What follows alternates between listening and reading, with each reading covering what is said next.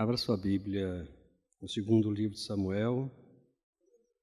Nós vamos ler do verso 1 ao 9 e depois nós vamos ler o 13. Nós estamos, nesse tempo também, trabalhando com os irmãos sobre o tema da igreja.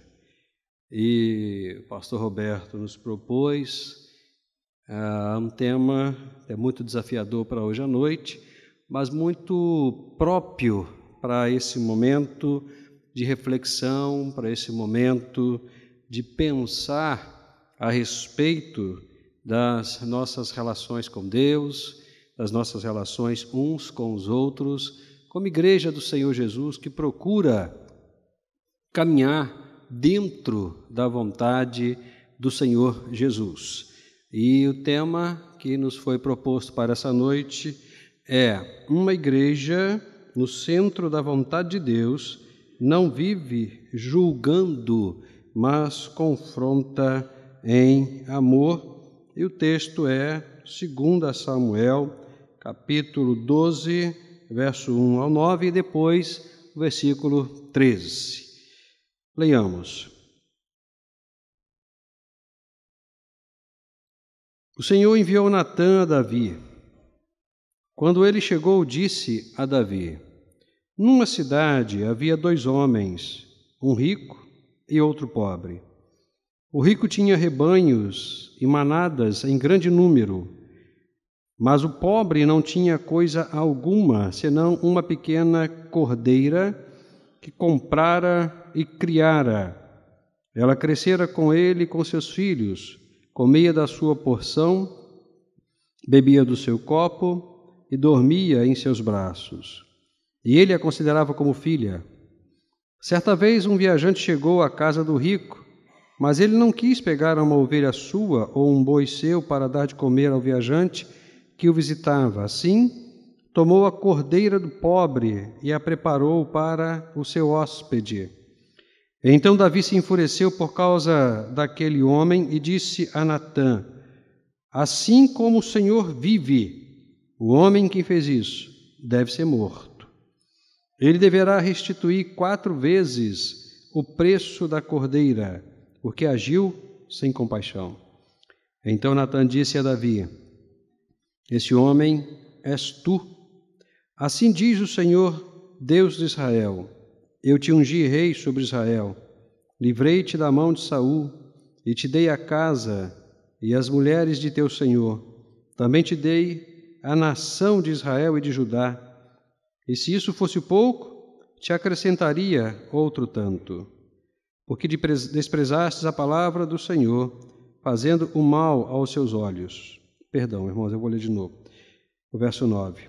Porque desprezastes a palavra do Senhor, fazendo mal aos seus olhos. Tu mataste a espada Urias, o heteu, e tomaste para ti a sua mulher. Sim, tu o mataste com a espada dos amonitas. Versículo 13. Então Davi disse a Natã: pequei contra o Senhor. Natã respondeu a Davi: também o Senhor perdoou o teu pecado, por isso não morrerás. Vamos orar. Senhor, a tua palavra foi lida e nós estamos diante do Senhor para ouvir do Senhor aquilo que o Senhor tem para nos ensinar. Ó Deus, libera o nosso coração de todos os males e a nossa mente de toda possibilidade de pensar coisas que, na verdade, não agradam ao Senhor. Que, de fato, nós possamos entender aquilo que o Senhor tem para nos ensinar esta noite. Em nome de Jesus. Amém, Senhor, e amém. Meus queridos, o tema, como eu disse, que nos foi proposto, uma igreja no centro da vontade de Deus, não vive julgando, mas confronta em amor. Talvez uma das coisas mais importantes para a gente seja pensar que a nossa natureza humana, como Paulo mesmo tem nos ensinado, ela se inclina para aquilo que ela não deveria se inclinar. Paulo chega a dizer de uma forma muito contundente, né? Para o mal. O mal é tudo aquilo que desagrada a Deus, e em desagradar a Deus nos faz mal também, nos incomoda também, e dificulta os relacionamentos, e causa males nos relacionamentos. Eu costumo dizer que a igreja é uma instituição constituída de pessoas imperfeitas que ensinam pessoas imperfeitas como serem perfeitas. E é claro que a gente não está falando de perfeição no sentido absoluto da palavra, a gente está falando de perfeição no sentido da possibilidade da obediência às orientações de Deus em Cristo Jesus. É possível, porque a palavra também tem nos chamado a atenção para uma coisa muito importante. Quando ela diz o seguinte: sede perfeitos, como é perfeito o vosso Pai que está nos céus. Em outro momento, sede santos, como é santo o vosso Pai que está no céu, depende da versão. O fato é que nós temos em nós sempre uma inclinação que pode ser administrada, pode ser controlada, que é a inclinação para o mal. Se nós o lembrarmos lá do Éden, lá dos primeiros dias da história da humanidade, quando Caim começa a ficar com um coração pesado contra o seu irmão, e fica amargurado, e fica triste, e fica aborrecido com o seu irmão, Deus chama Caim e diz assim: meu querido, você não tem motivos para ficar irado, mas tem uma coisa, preste atenção, o seu desejo, as suas emoções, os seus sentimentos, eles são para você, e sobre ele você deve dominar, você deve controlar, você pode administrar, porque eles são seus, eles fazem parte da sua natureza. Então você pode administrar aquilo que te leva a se inclinar para o mal, porque o mal não é mais forte que o bem, nem tampouco o mal é mais forte do que a capacidade que o ser humano tem de dominar as inclinações naturais, os apetites carnais e a caminhada para o mal. Se isso não nos bastasse, naturalmente, com relação ao povo de Deus, o Senhor tem nos dito que Ele também nos dá o Espírito Santo, que nos ajuda na nossa caminhada, trazendo para nós o que a Bíblia chama de domínio próprio. Domínio próprio. Se isso também não nos bastasse, nós podemos decorar a carta de Tiago. Nós podemos decorar a carta de Tiago, principalmente no que diz respeito ao uso da língua, ao uso da fala, à comunicação. Tiago é bem enfático, Tiago chega a ser radical, onde ele diz que acontece um fenômeno na natureza humana, e o fenômeno é: com uma língua nós bendizemos a Deus, e com a mesma língua nós amaldiçoamos os irmãos. Mas Tiago também diz que é possível controlar isso, que é possível administrar isso. E se isso não nos bastasse, a Bíblia também nos orienta a pensarmos nas coisas que são do céu, a falarmos entre nós com salmos, hinos e cânticos espirituais, a meditarmos na palavra de Deus dia e noite, ou seja, temos todos os elementos possíveis e necessários para que não nos inclinemos para os males que nos acompanham constantemente, diariamente, nos incomodando, nos machucando e nos propondo o pecado contra Deus.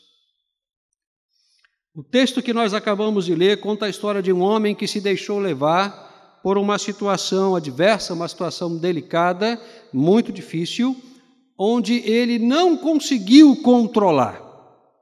Não conseguiu controlar. Todos nós conhecemos essa história, não? A história de Davi com a esposa de Urias.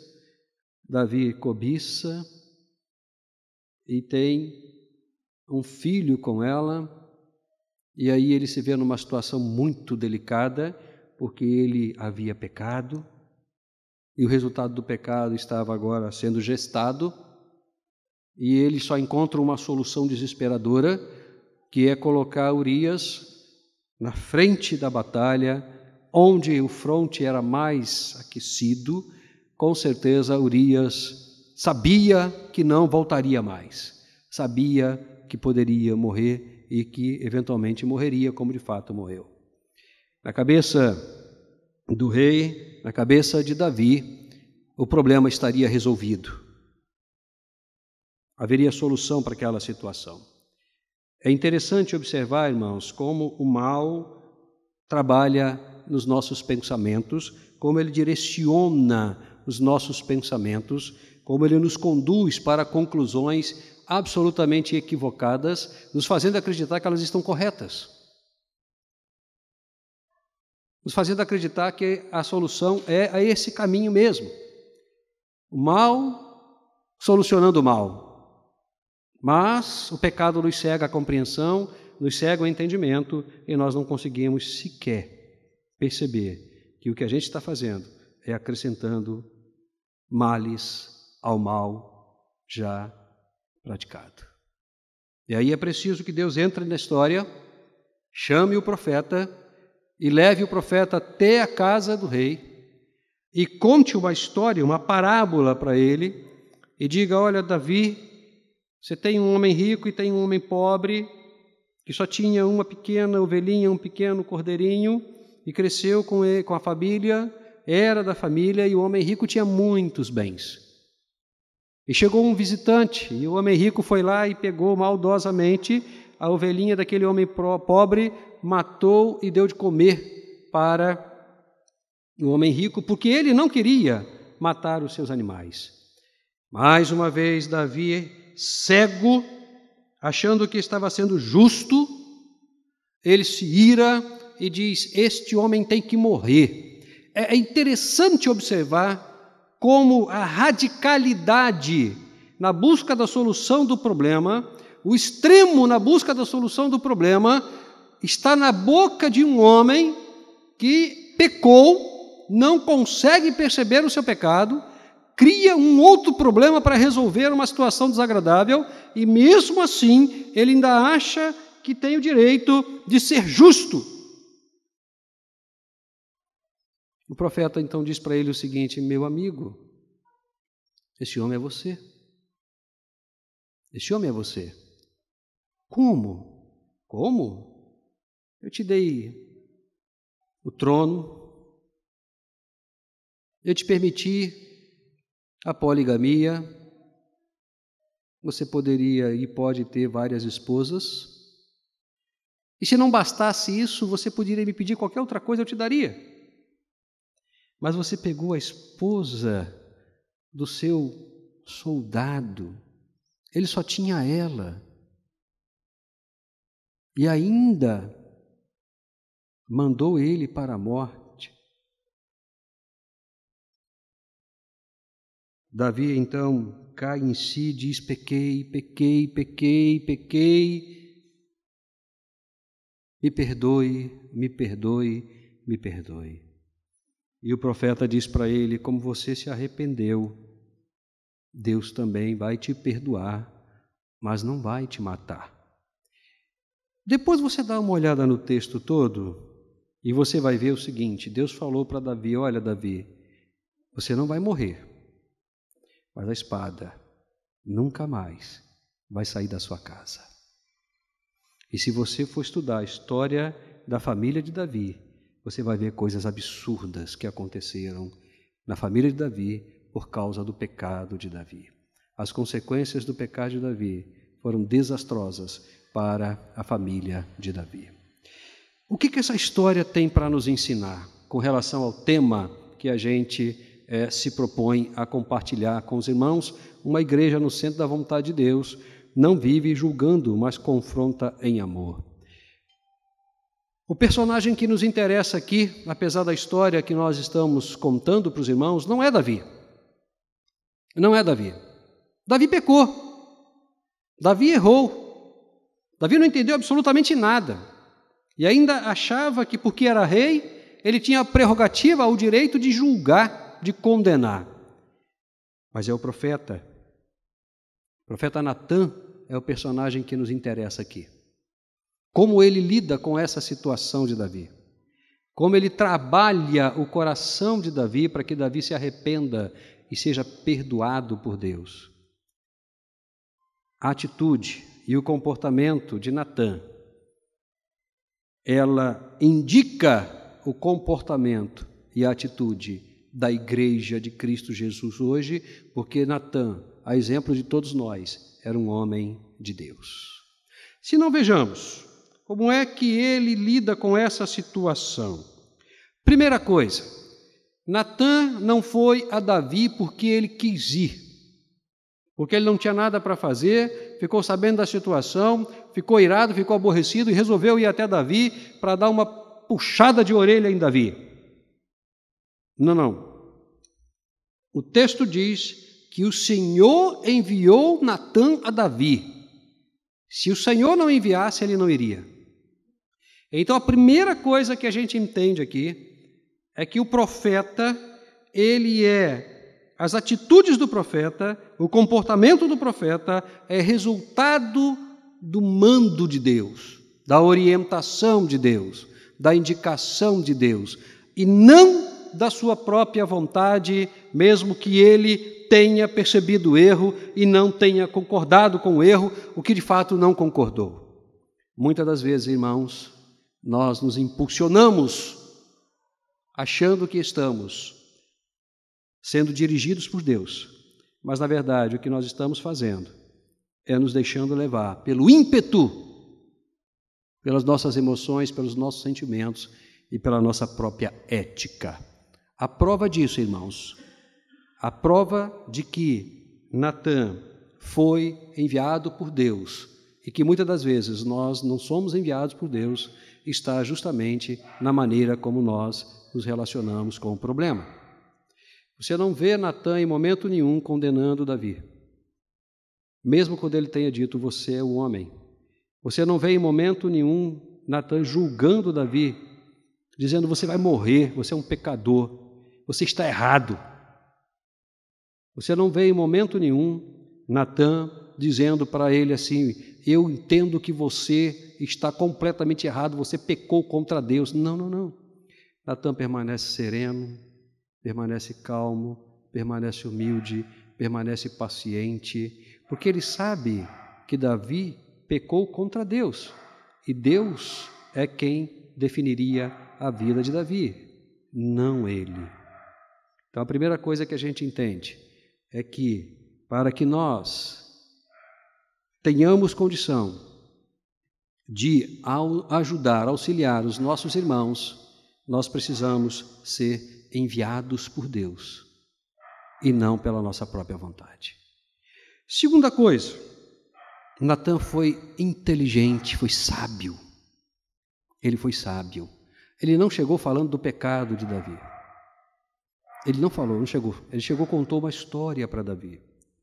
Ele floreou toda aquela situação.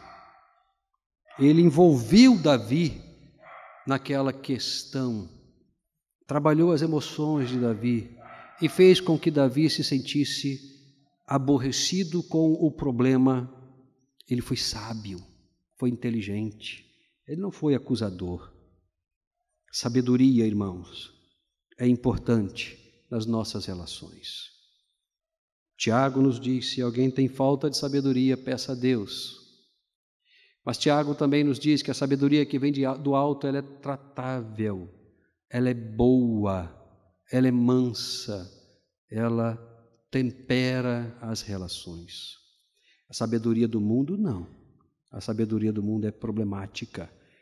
Mas a sabedoria que vem do alto, ela é primeiro pura. Sabedoria.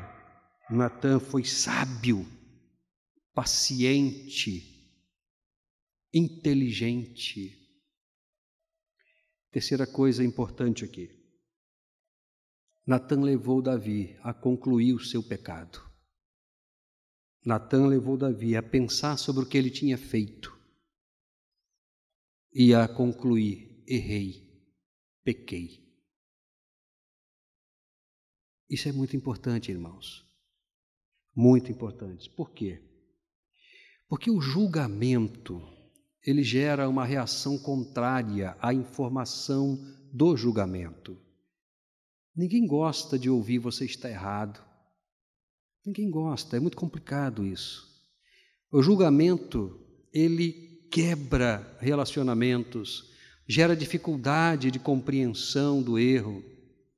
Ele não liberta a pessoa do erro, porque o julgamento soa como condenação. E Natan sabia disso. Natan sabia disso. Natan sabia que a melhor forma era levar Davi a entender que ele pecou e precisava se arrepender. E foi de fato o que aconteceu. Davi, quando percebeu o que tinha feito, se arrependeu dos seus pecados e falou: me perdoe, eu errei.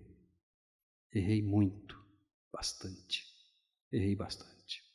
Coração sincero de Davi, porque foi levado por Natan a concluir o erro dele, fez com que Deus o perdoasse e não o matasse. Uma igreja no centro da vontade de Deus não vive julgando, mas confronta em amor.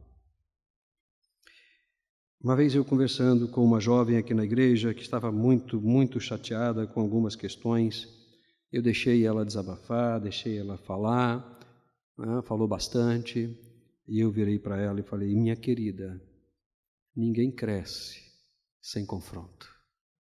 Ninguém cresce sem confronto. O confronto é o mecanismo do crescimento. Se ele for feito em amor, a igreja cresce, nós crescemos, nós evoluímos. O objetivo da igreja é promover crescimento, maturidade, libertação, bons relacionamentos, amor, perdão, carinho, educação. Natan também foi muito educado, muito gentil com Davi. Natan respeitou a posição de Davi. Natan sabia, ele é o rei, eu não posso tocar nele, ele é ungido do Senhor. Ele é ungido do Senhor, eu não posso tocar nele. Mas ele errou. Eu tenho que ajudá-lo a entender o erro dele e ajudá-lo a crescer. Porque esse é o objetivo daqueles que são enviados por Deus para cuidar das pessoas, levar as pessoas ao crescimento. Uma igreja no centro da vontade de Deus não vive julgando, mas confronta em amor. Age com sabedoria, age com gentileza, age com educação, controla as suas emoções, os seus sentimentos, tem domínio próprio, é sábia e leva as pessoas a concluir o seu próprio erro e não as condena, até porque nós não temos esse direito. Só quem pode julgar é Deus. Só quem pode condenar é Deus. Só quem pode absolver é Deus. O nosso papel é gerar crescimento, maturidade e edificação uns nos outros. Que o Senhor nos abençoe e que nos faça compreender que mesmo como pessoas que têm as suas limitações, nós podemos melhorar. E vamos melhorar em nome de Jesus. Vamos celebrar a Deus com um grupo de louvor. Segundo momento também dos dízimos e das nossas ofertas.